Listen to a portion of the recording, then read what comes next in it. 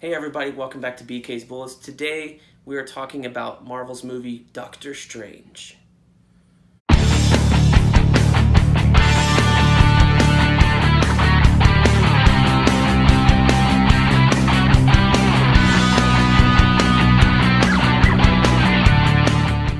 Hey everybody, welcome back to BK's Bullets. As always, I'm your host, Brent. Today we're going to talk about Marvel's movie Doctor Strange, which I think is their riskiest movie to date. Outside, like everybody thought, let's just go on that. Everybody thought that Guardians of the Galaxy was Marvel's biggest risk so far in the 18 movies. I disagree. After rewatching Doctor Strange this past week, it was really apparent to me that that was a big risk. All the weird sci-fi, psychedelic stuff with the magic and all this stuff, they kind of established a little bit of magic in Thor, but they really did a good job of it in Doctor Strange. Doctor Strange is directed by Scott Derrickson, stars Benedict Cumberbatch as the Doctor, Dr. Stephen Strange, and it's a really good movie. I mean, it's sad to say, not sad, it's good, but you can't really bash any Marvel movie to the point where you can say it's bad, it's terrible, it's unwatchable. Thor: The Dark World is still at the bottom of the list, but it is still very, very watchable, even though it's not that interesting. It's more like a mediocre movie as opposed to a bad movie. All these movies are very well made. There's a lot of heart and soul poured into them, a lot of technical achievements, a lot of big production.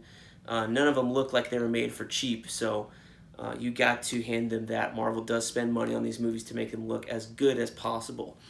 But Doctor Strange, I mean, there's a fight scene a little bit, but it's not a superhero drag-out fight scene.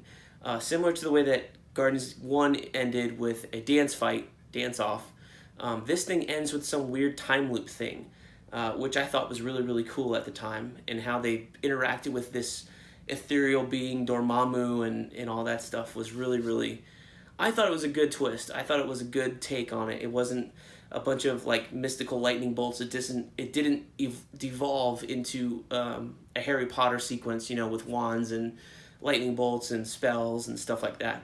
I thought the way that they illustrated the magic working with like these weird hand discs, when they do their hand movements and all this stuff was really, really cool. I liked that way that they made the Eye of Agamotto an Infinity Stone, the Time Stone, and the way they did that with like the spinning things around his wrist. I thought that was really cool. So there's a lot of neat ideas in this. But we have to kind of talk about the Ancient One. It's not a favorite subject of mine, I guess because I don't see what the problem that people have with it is. I guess I don't necessarily agree with it. So the Ancient One here is played by Tilda Swinton. In the comics, the Ancient One has always been an old Asian man. So when they took the Ancient One and made her into, cast Tilda Swinton as it, a lot of people like stuck up their nose at the idea that you could have I guess they didn't like the fact that a white woman was taking a role from an Asian actor. And then the studio and the director came back and said, well, with the Ancient One, with like the long mustache, you kind of have the same problems as you do with the Mandarin. If you go back and just Google the Mandarin comics, Google image search that, there's a lot of like Fu Manchu imagery, which is, I think people characterize it as racist. I'm not familiar with it as much, so I can't say if it is or isn't necessarily, but that's what it's characterized as. But they're basically saying like, they don't want to invite a bunch of racial stereotypes on Asian people by having the Ancient One be almost the epitome of that wise person with this long mustache and stuff. So they spun it and cast Tilda Swinton, who's a very androgynous woman, even in her normal life, much less in this movie. It's not clear whether she's a woman or a man. They don't quite play it that way a little bit, but it's Tilda Swinton. She's very androgynous just by herself. And I thought Tilda Swinton did a very good job. She made the character likable. As far as the mentor role, she hit that nail on the head. Very knowledgeable. You could see why people would want to follow her. And you can also see why Baron Mordo, played by Chiwetel Ejiofor, he's not Baron, he's just Mordo here, but you could see why he got so hurt when he found out that she drew her long life from the Dark Dimension in Dormammu.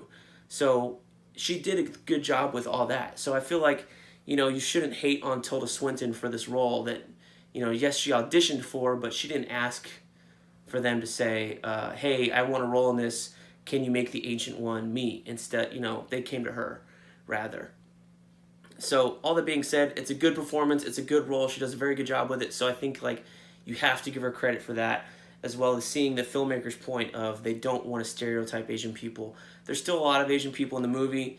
You do have the guy who Doctor Strange walks in for the first time in Kamartaj and sees the pretty much the stereotype Asian guy with the long mustache and long beard here, and thinks he's the Ancient One when in fact he's just like some dude.